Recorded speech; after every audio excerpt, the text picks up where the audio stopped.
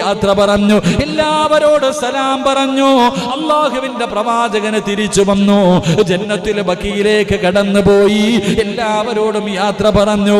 തന്റെ ഭാര്യമാരോട്, തന്റെ മക്കളോട്, മരണപ്പെട്ടവരുടെ ഖബറിന്റെ ചാരത്ത് ചെന്നിരുന്ന് ദുആ ചെയ്തു. ഓരോ ദിവസം കഴിയുമ്പോഴും പ്രവാചകന് രോഗം ഇങ്ങനെ കൂടുകയാണ്. പടച്ച റബ്ബേ, അല്ലാഹുവിന്റെ പ്രവാചകന് രോഗം ഇങ്ങനെ കൂടാൻ തുടങ്ങി. പല സൂചനകളും, മരണത്തിന്റെ സൂചനകൾ അല്ലാഹുവിന്റെ റസൂൽ കൊടുക്കാൻ തുടങ്ങി.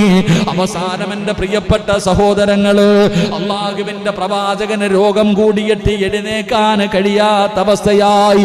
അല്ലാഹുവേ, അതാ ബാങ്ക് വിളിച്ചു കഴിയുമ്പോ ഒരു ദിവസം രോഗം പിടിച്ച് കിടക്കുന്ന പ്രവാചകന്റെ വീടിന്റെ മുന്നില് ഇഖാമത്തിന്റെ സമയമെത്തുമ്പോ, നബിയേ നമസ്കാരത്തിന് സമയമായി. അല്ലാഹുവിന്റെ റസൂൽ അവിടെന്ന് പറഞ്ഞു, ബിലാലെ അബൂബക്കറിനോട് നിസ്കരിക്കാൻ പറ, സിദ്ദീഖിനോട് ഇമാമത്ത് നിൽക്കാൻ പറ. പടച്ചവനെ, പ്രവാചകൻ ഇത് പറഞ്ഞു കഴിയുമ്പോ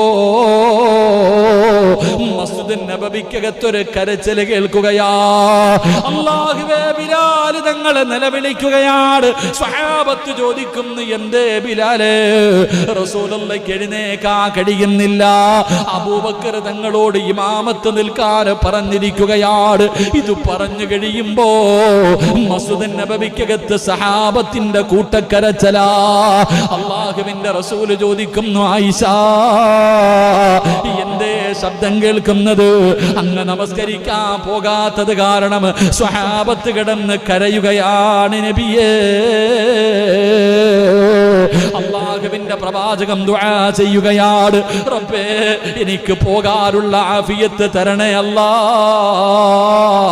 അവിടുന്ന് ദുആ ചെയ്തു. ചെറുതായിട്ട് പനിയൊന്ന് കുറഞ്ഞു, അവിടുത്തെ രോഗമൊന്ന് കുറഞ്ഞു. റസൂലുള്ളാഹി തങ്ങള് അലി റളിയല്ലാഹു തആല അൻഹു രണ്ട് സ്വഹാബികളുടെ കഴുത്തിൽ ഇങ്ങനെ കൈവെക്കുകയാണ്. എന്നിട്ട് നടക്കാൻ കഴിയാതെ കാലിങ്ങനെ തറയിലൂടെ വലിച്ചാട് ഇഴഞ്ഞിഴഞ്ഞാണ് കൊണ്ടുപോയത്. റസൂലുള്ളാഹി തങ്ങള് മസ്ജിദുൻ നബവിയുടെ മിഹ്റാബിന്റെ പടിയിലിരുന്നു. പ്രവാചകന് മുകളിലേക്ക് കേറാൻ കഴിയുന്നില്ല. ആ പടിയിലിരുന്നിട്ട് അല്ലാഹുവിന്റെ റസൂല്, ഞാൻ നിങ്ങളുടെ ആരുടെയെങ്കിലും മനസ്സ് വേദനിപ്പിച്ചിട്ടുണ്ടെങ്കിൽ, ഞാൻ നിങ്ങളെ ആരെയെങ്കിലും ഉപദ്രവിച്ചിട്ടുണ്ടെങ്കിൽ, നിങ്ങൾ അല്ലാഹുവിന്റെ മുന്നിലേക്ക് മാറ്റിവെക്കരുത്, എനിക്ക് പൊരുത്തപ്പെട്ട് തരണേ എന്ന് നബി മുഹമ്മദ് മുസ്തഫ സല്ലല്ലാഹു അലൈഹി വസല്ലമ തങ്ങൾ സഹാബത്തിനോട് ചോദിച്ചു, സഹാബ, ഞാൻ നിങ്ങൾ ആരെയെങ്കിലും വേദനിപ്പിച്ചിട്ടുണ്ടെങ്കിൽ, നിങ്ങൾ ആരെയെങ്കിലും ഞാൻ ഉപദ്രവിച്ചിട്ടുണ്ടെങ്കിൽ, നിങ്ങൾ എനിക്ക് പൊരുത്തപ്പെട്ട് തരണം, അല്ലാഹുവിന്റെ മുന്നിലേക്ക് മാറ്റിവെക്കരുത്. പ്രവാചകൻ